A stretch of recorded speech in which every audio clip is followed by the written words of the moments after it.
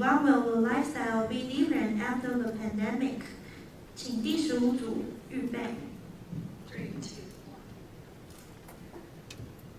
Hello everyone, we are Zucchini.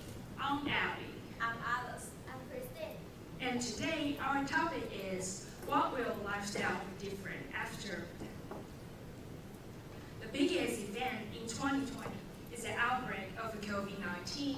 No one will deny the fact that this pandemic has influenced every human being in the world. Even now, not many people dare say they have escaped the threat of this terrible virus.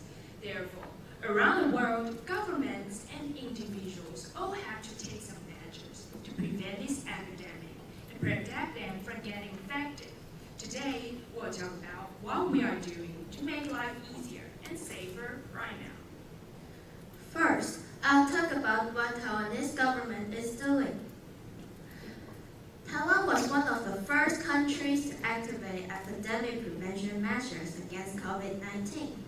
Due to the experience of battling against SARS, Taiwanese people know wearing face masks is a practical way to protect them, and that's why the epidemic prevention efforts in Taiwan can stand out in the world. The first measure is to ban travel from many parts of the world. This measure can protect citizens from the possible contact with the virus itself. The second measure is the government imposes strict punishments for anyone breaking home quarantine orders. This measure can prevent people from spreading the virus directly and indirectly. Next, we make policies to ensure that everyone has enough masks to use. People don't have to worry about the shortage of masks. Number 4, we increase domestic face mask production. Besides, spreading fake information about the virus will be punished. Doing this, the government can avoid the unnecessary fear and anxiety among citizens.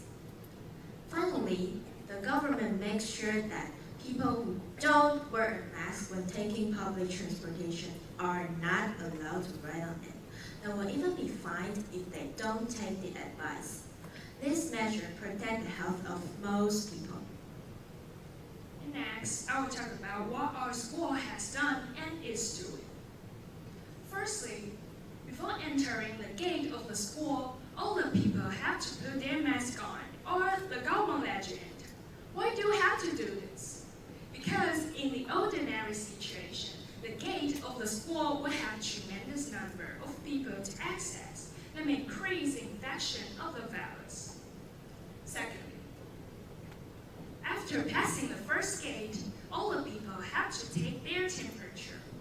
Why do we have to take temperature? Because we have to make sure we don't have a fever.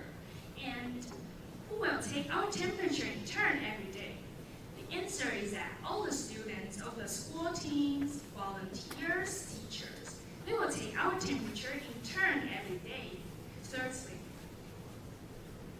after entering the classroom, all the students have to write down their temperature on a sheet, and the health leader will send to the health center.